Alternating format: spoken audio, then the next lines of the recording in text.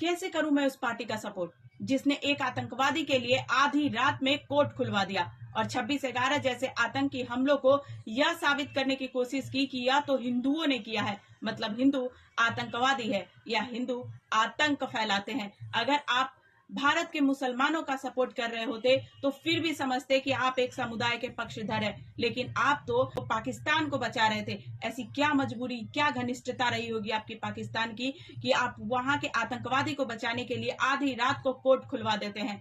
कैसे करूं मैं उस पार्टी का सपोर्ट जिसने वंदे मातरम को राष्ट्रगान बनने नहीं दिया? कैसे करूं मैं उस पार्टी का सपोर्ट जिसकी एक भी रैली में भारत माता की जय के नारे नहीं लगते? कैसे करूं मैं उस पार्टी का सपोर्ट जिसने दूरदर्शन से सत्यम शिवम सुंदरम का लोगो हटवा दिया? और कैसे करूं मैं उस पार्टी का सपोर्ट जिसने हमारे 20,000 सिख भाइयों को मरवाया, उनका नरसंहार करवाया? और कैसे करूं मैं उस पार्टी का सपोर्ट जिसने केंद्रीय नवोदय स्कूल में अस्तु मा सद्गमया का श्लोक हटवा दिया?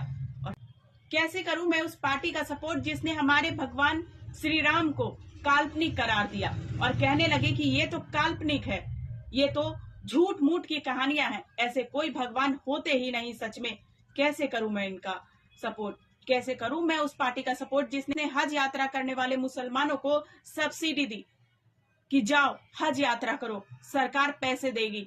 चलिए अच्छी बात है, लेकिन दूसरी तरफ आप हिंदुओं के लिए क्या किए? अमरनाथ यात्रा करने वाले हिंदू भाइयों पर टैक्स लगा दिया। अगर तुम यात्रा करोगे तो टैक्स दो सरकार को। ये कौन सा नियम था?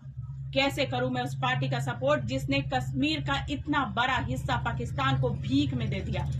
हमारे देश की विडंबना तो इतनी गंदी है कि इसके बाद भी अभी मेरे कमेंट सेक्शन में कुछ चमचे और तिलचट्टे आएंगे और मुझे बोलेंगे कि यह सब तो झूठ है। ऐसा कुछ तो करा ही नहीं गया था। इन चमचों पर ऐसी पट्टी बंधी है कि इनको यह सब दिखाई ही नहीं देता।